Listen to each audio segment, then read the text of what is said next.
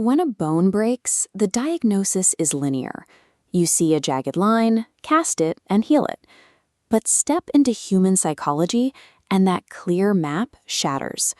We enter a murky, subjective web of internal narratives and hidden expectations. In this framework, the ego represents the raw, unfiltered biological reality of the organism in this exact second. It is the real self, composed of your genuine emotional responses, your current biological state, and the unfiltered data of your lived experiences. This diagram maps out our internal conflict. The rough, asymmetrical shape represents that raw biological ego. But layered directly over it is the self-concept. This is the highly curated, rigid mental avatar of who we firmly believe we are required to be, an internalized story built from social conditioning and family expectations. Friction occurs because of a natural tendency to identify more with that towering reflection than the actual person standing in the room. When our messy biological reality fails to match the immaculate posture of the avatar, it creates a constant, low-grade tension. When the gap between reality and expectation becomes impossibly wide, the ideal self stops acting as a motivational target. It becomes a metabolically draining internal tyrant, forcing the brain into a permanent state of failing to meet its own baseline requirements for worth. This trap is driven by conditional self-regard, where foundational human worth is entirely transactional. You exist on a state of permanent probation, only viewing yourself as lovable or capable if you meet highly specific, uncompromising standards. When you fail to meet these conditions, the brain makes a significant biological error. It misinterprets the inability to achieve the ideal as a literal threat to your survival, activating the same autonomic nervous system alarm bells as a physical attack. To protect the fabricated ideal self from this perceived threat, the mind launches a cover-up operation. The ego suppresses the raw data, warping your perception of reality to hide the failure. You might project your jealousy onto others, or numb your panic with overwork, abandoning your real self in its moment of distress. Funding this massive cover-up operation inside your own head consumes immense physical resources. Your processing power is constantly running in the background, filtering and distorting reality to sustain a lie. Chronic exhaustion and emotional numbness serve as visible symptoms of this internal friction. They represent the physiological burnout of a nervous system perpetually at war with its own biological data. The psychologist Carl Rogers established that the absolute prerequisite for stability is congruence, the degree of alignment between your real self and your ideal self. Closing that gap is difficult when the brain is locked in a state of biological panic. In these moments, logical arguments cannot penetrate an activated amygdala. You cannot outthink a biological threat response once it has taken hold. Breaking this cycle requires a direct, non-verbal biological intervention.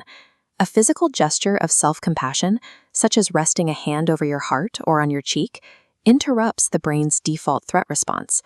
This physical touch operates on an ancient neurological pathway. It taps directly into the mammalian caregiving system, speaking to your nervous system in a biological language it inherently trusts. The touch physically stimulates the vagus nerve, triggering the release of oxytocin. This cascade lowers your heart rate and downregulates cortisol production, successfully bypassing the critical spiraling brain entirely. Self-compassion functions as a mechanical override. By utilizing physical touch to stimulate the vagus nerve, you forcibly disarm the inner critic's power supply and shift the body back into a state of safety. Once the alarm bells are quieted, you can audit the rigid shoulds and musts dictating your behavior. Tracing those rules back to their origins often reveals they are outdated coping mechanisms inherited from critical environments, not inherent laws of physics.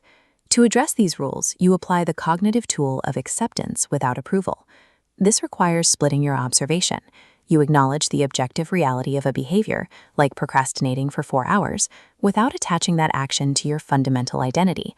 This cognitive separation removes paralyzing toxic shame. Because the failure is no longer viewed as an indictment of your soul, you possess the bandwidth and energy required to actually correct the behavior. Failure is treated as data, not a verdict. This shift changes your locus of evaluation. In a state of incongruence, you operate like a thermometer, passively reacting to external praise or societal metrics. But self-acceptance allows you to become the thermostat, trusting your own examined values to dictate your internal baseline. Reaching this congruent state, self-actualization, means neutralizing the internal biological threat. You integrate your messy, brilliant, and flawed parts into a secure identity, effectively stopping the war on two fronts. While fixing internal neuroses provides immense stability, Abraham Maslow's later theories reveal that self-actualization is not the final stage of development. Healing the ego is the prerequisite for moving beyond it. For all its health, self-actualization remains fundamentally bounded by an obsession with the ego and personal potential. It is still entirely focused on the I. Think of this safety briefing on an airplane. Dismantling conditional worth and establishing an internal locus of evaluation is the process of securing your own oxygen mask. But once that mask is steady, you possess the capacity to look outward and assist the rest of the cabin. A perfectly secure ego does not need to constantly assert its own existence. Because you are no longer terrified of suffocating, your psychological energy naturally moves outward into self-transcendence, connecting with humanity and a broader ultimate meaning. This transcendent state is often triggered by awe. Standing before the scale of a starry sky or a vast canyon forces the brain to process a physical reality that dwarfs the individual. It mechanically breaks the scale the ego uses to measure its own importance. This diagram illustrates transient hypofrontality. In moments of intense awe or focus, the parts of the prefrontal cortex responsible for self-monitoring literally quiet down. The internal critic goes offline. The perception of time vanishes, and the I disappears. You can also induce this state through radical, non-judgmental empathy. By repeatedly vacating your own worldview to inhabit another's, you practice a form of cognitive flexibility that degrades the rigid walls of the self-concept. Over time, this merging of perspectives habituates the brain to a broader, more inclusive identity. This represents a massive shift in perspective, moving the individual from the highly functional, individualized I to the transcendent, interconnected us. The arc of human development leads to a central irony. You spend years painstakingly building a secure, watertight identity solely so you possess the strength to abandon it and recognize your place within the whole.